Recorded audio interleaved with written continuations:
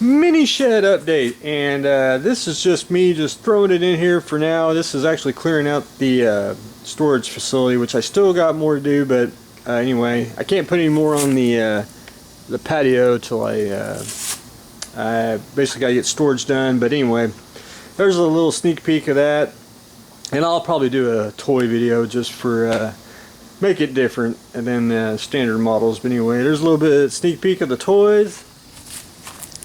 And I had to add a little bit to the pile here because I just didn't have room in the little shed, and I got to stack it right. And I had to get all the water off the tarps because I didn't want the mosquitoes to hover around. But anyway, time for a shed update. I actually got one more trip, maybe two, of models to do, and I will be done with models, and it'll strictly be action figures and toys for the next Kessel runs from the storage facility. But anyway, this wad, another deal of parts, which is basically kits I've acquired, and there is some that I've bought, you know, parts wise. Like that's an F-16 from the thrift store for $2, you know, bag kit, which you can't go wrong. But anyway, I got a Bam Bam Pegasus Battlestar in there, which he was like one of the first to ever have any. This is a Pro Modeler X-Wing bag kit, which I kind of started, but anyway, let me say this.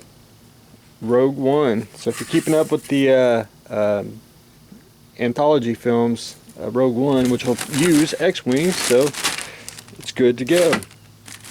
You know, like there's a Defiant and then odds and ends, you know, can't help it. That right there is a Sovereign Replicas Enterprise E. It's like a 1/650th scale, I think. I don't have the saucer. I actually got it. It was like a poor casting, but anyway, I got it. I was like, that's fine, I'll take it.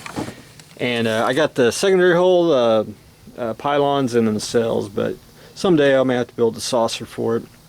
But it's just I like the kit, and very little work that needs to be done to it anyway. And hopefully get a saucer for it someday. More part bins. I did find RoboCop's gun, which you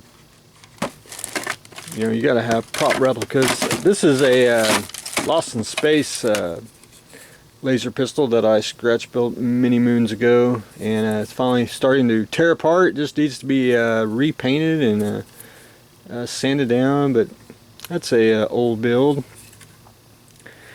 Did find a piece of paper, and I never built one, but that's a paper model for a to move like a Viper in the new series. Tow it around, and I thought about doing a kit of one for the models here, but I may or may not. I haven't decided what I want to do.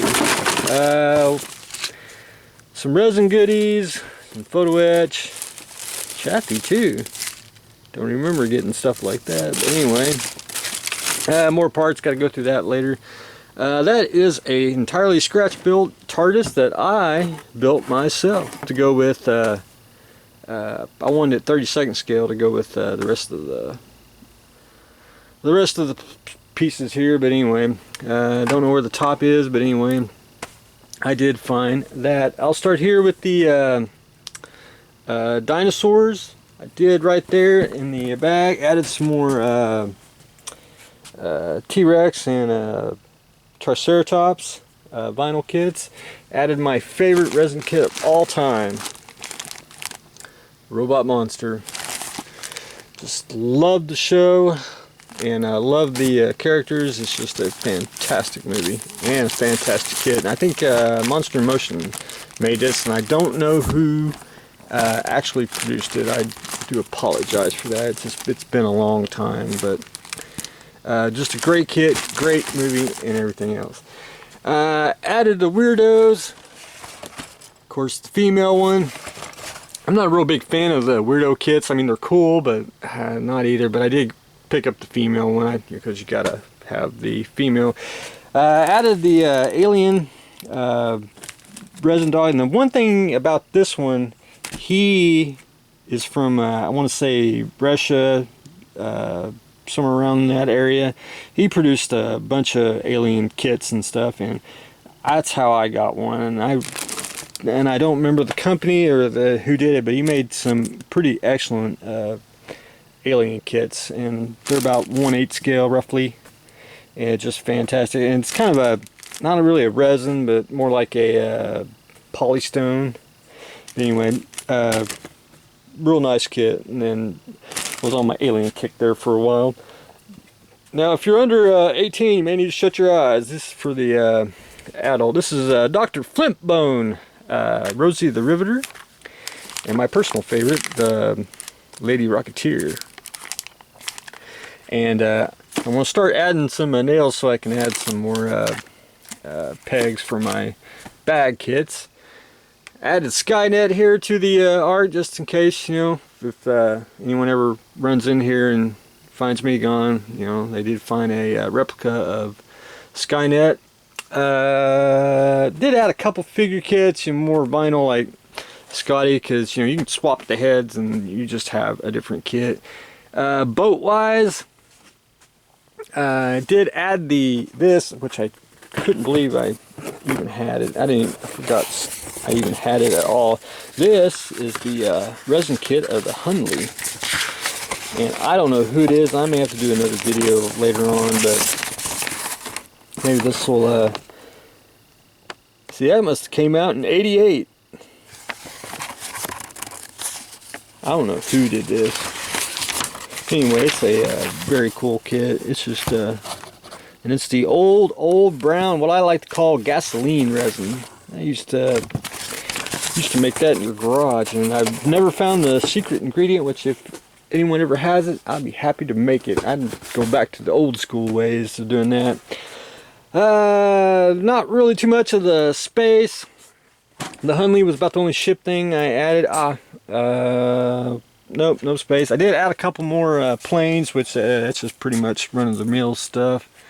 I don't want to bore everyone too bad. I did add a couple NASCARs, which so that's mostly for sale, but jump that bridge when I get there. I did add a couple tanks, like the M110A2, some more 20mm flax, a few odds and ends. Added the MB Models Char B resin kit. Did the Mirage. I like kits like these because that's basically a vacuum form base, and you just get a lot of you get vehicles, man. I mean, it's worth the money, and it's almost endless for the diorama, and steel sealed too. Don't even remember picking that up, but anyway. Did add some more 150mm super scale. Of course, that was when I was on a Skeleton Warrior kick, and that's a Verlinden great kit.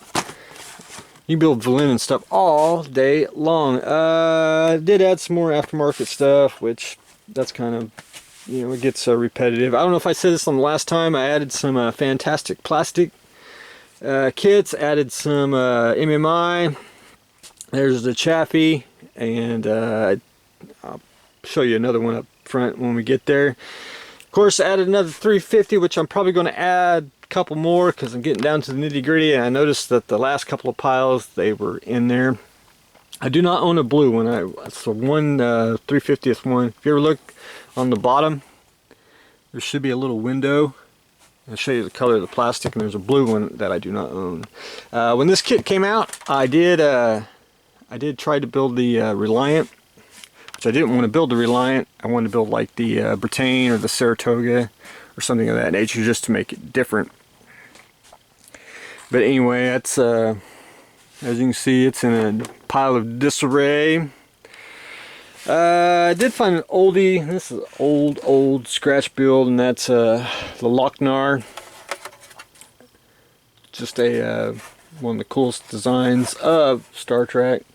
Anyway, that's an old one, and that's about as far as I ever finished it. Never even got the nacelles on it. Just and everyone's got models like that. For the standard science fiction, I added some the Chariot, the Pod, I did add I'm not a big fan of, I do like special kits.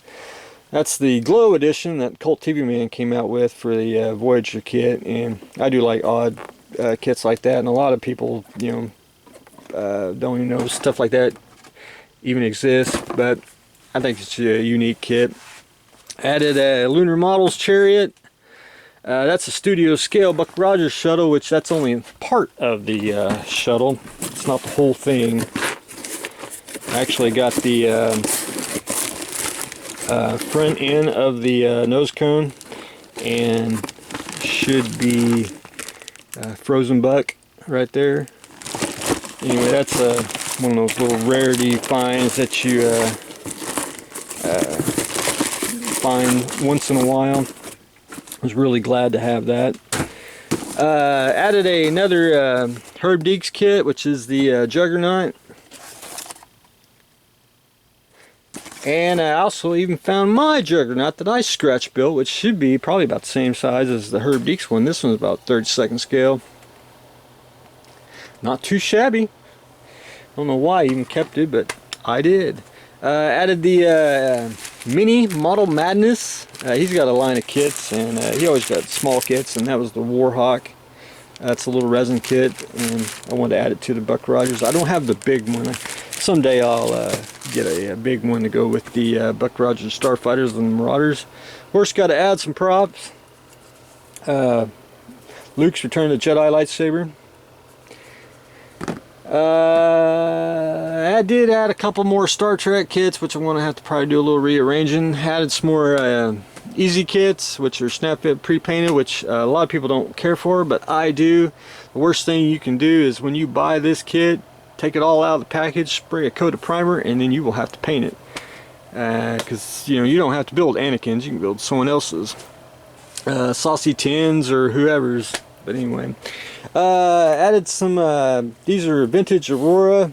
These are actually some of my dad's kits, which I did keep, which will go in with my Aurora box that's somewhere in this pile. I want to go and sack them, put them up.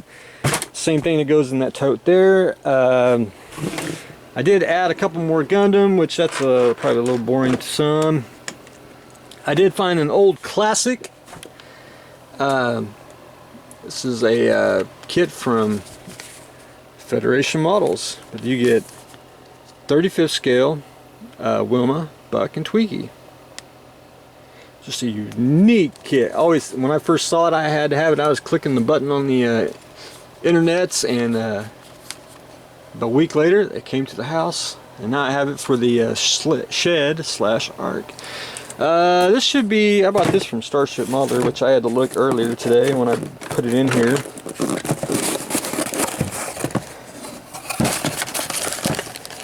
Colonial Pilot, studio scale. And it's a female too. How about that? I don't even know who made this. But anyway, I have a female pilot to go with my Battlestar Galactica. Probably go with the studio scale Viper that I got down there hitting the floor. And I think that's pretty much what I added. Oh, added the Howling Wolf Cylon base star from the new series. That's a big kit. It's a, excuse me my language, it's a bitch to put together. It is cool as hell when you get it put together and lit, and I've built 2 of them in my lifetime, so I have one to add to the big pile. Also wanted to show everyone, and earlier this week Thomas Sasner died from complications, and he was a pioneer in the resin kit business. He also is the one who's responsible for certain Star Trek kits and certain resin kits, and one of them I have from P&T Models is the Abe class conversion, one of my favorite Star Trek conversion kits of all time, and just a great fantastic kit. And Thomas was a basically one of the last of the, like I like to call them, the old guard. They were the ones with no computers, no 3D printers. They just went in with good old-fashioned styrene sandpaper and a little bit of glue, and they sanded it, and they came out with just fantastic conversion kits. And so I am proud to own some of his P&T kits to go into the shed/art. Anyway, just fantastic work. He just was just an avid modeler.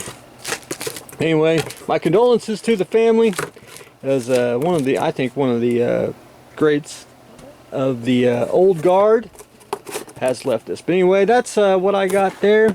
Wanted to show everyone the P&T Abe class in honor of Thomas Eisner for basically lifetime dedication of building models.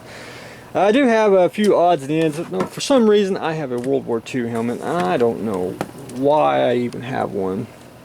I think there's a name in there somewhere, but anyway.